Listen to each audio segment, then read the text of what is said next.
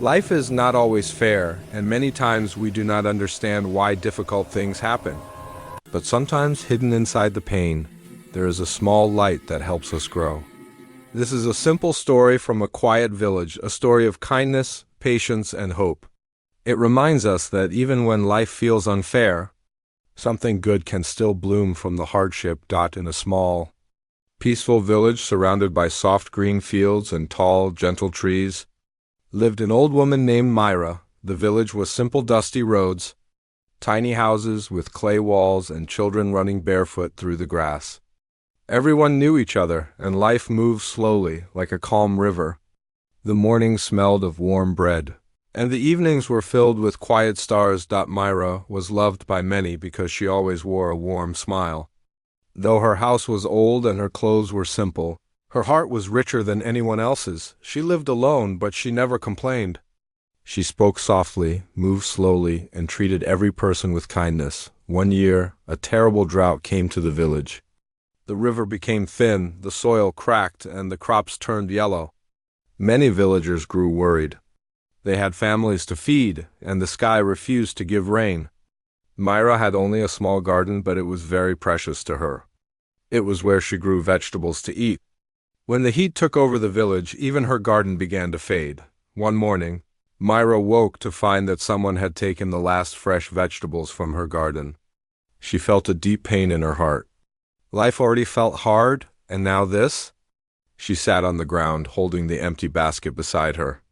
For a moment she felt tears fill her eyes, but then she heard a soft cry. Behind her house she found a young boy, thin, hungry, and alone. He looked scared and weak. Myra understood immediately. He was the one who took the vegetables. But instead of anger, she felt a warm ache in her chest. She gently touched his shoulder and said, "You must be very hungry." The boy nodded. Unable to speak, Myra brought him inside, gave him food, and let him rest. She did not have much, but she shared what she had.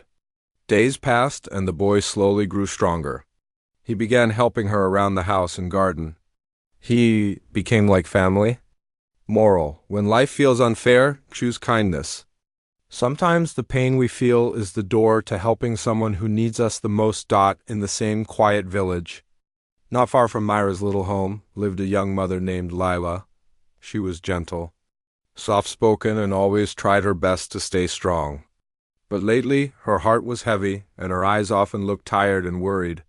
She had a small daughter named Perry, a beautiful girl with bright eyes and a sweet smile. Perry was the light of her life, but Lila was struggling more than anyone knew. Lila worked in the village market, selling handmade baskets. She made them with great love, weaving each thread with care. But during the drought, people stopped buying baskets. They were too worried about food and water. Day after day, Lila sat at her little stall and waited, but very few people came. Her hands were busy weaving, but her mind was full of fear. Each night, when the sky grew dark and quiet, Lila sat outside her small house and looked at the moon. She whispered her worries into the night air, hoping it would carry them away. She did not want Perry to see her sadness, so she always smiled for her daughter. But inside, she felt a deep ache, an ache that came from not knowing if she could feed her child the next day. One afternoon, as Lila packed her unsold baskets, tears filled her eyes. She felt broken. "Why is life so hard?" she whispered. "I try so much, but nothing is enough." She pressed her hands together tightly, as if holding her worries inside her palms. She felt alone, small, and tired of pretending she was strong. Perry walked up to her mother and gently touched her arm. "Mama, are you sad?" she asked in her tiny voice. Lila quickly wiped her tears. "No, my love. I'm fine," she said softly, but her voice trembled inside her heart. Lila felt like a candle burning, slowly getting weaker every day. She worried about water, about food, about keeping her daughter safe. She worried that people would see her struggle and think she was failing. Lila did not ask anyone for help because she did not want to trouble anyone. She kept her pain hidden like a small bird hiding in the corner of its nest. But what she didn't know was that her story was about to cross paths with Myra's kindness. and everything would begin to change. A few days later, Lila met Myra while walking through the village. Myra noticed the sadness in Lila's eyes, the same sadness she had once seen in her own reflection. She smiled gently and invited Lila to sit under a large mango tree. The shade was cool, and the wind touched them softly. "My child," Myra said in her warm, calm voice, "your heart looks very tired." Layla tried to smile, but her lips shook. "Life feels too heavy," she whispered. "I don't know what to do anymore." Myra held her hand gently. "Listen to me," she said kindly. "Let me tell you a story." Layla nodded, wiping her eyes. "When I was young," Myra began softly, "I planted a tiny rose plant. It was weak and small. Every day the sun was too hot, and the rain would not come. I thought the little plant would die. I felt sad, just like you feel now. But still, I gave it a little water every morning. Just a little. I spoke to it softly. I cared for it even when I felt hopeless." She paused, smiling at the memory. "One day, after many weeks, I woke up to find a small pink rose blooming. It was small, but it was strong and beautiful. That rose taught me something important. Even when everything feels dry and empty, life can still surprise us with something gentle and good." Leela listened quietly. The simple story touched her heart. Myra squeezed her hand and said, "Hard days do not last forever. You are like that rose plant, still alive, still growing, even in the heat. Keep going, even a little each day. Ask for help when you need it. You are not alone." Layla felt a warm feeling spread through her chest, a tiny hope. And for the first time in many days, she believed life could get better. After her talk with Myra, Layla walked home slowly, holding the wise woman's words close to her heart. Something inside her felt different, soft, small, but real. It was like a tiny flame gently lighting a dark room. That night, instead of crying, she sat outside with Perry and watched the moon together. "Mama, the moon looks happy today," Perry said, smiling. Lila looked up and nodded.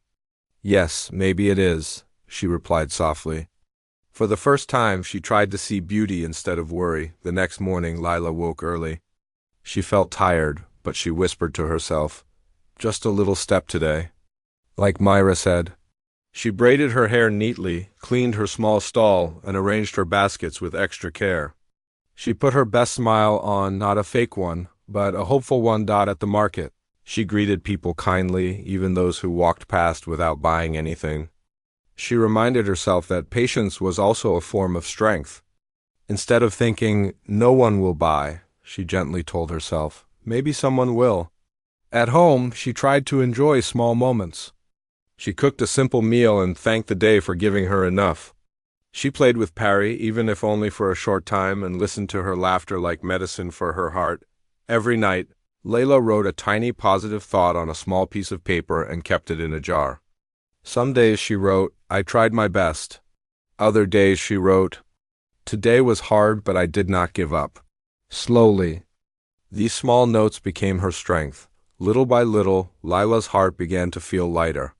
Her problems were still there, but she was no longer facing them with fear, she was facing them with hope. And hope, even small hope, can change everything. Weeks passed, and the village slowly began to heal. One morning, dark clouds gathered in the sky, and soon soft rain began to fall.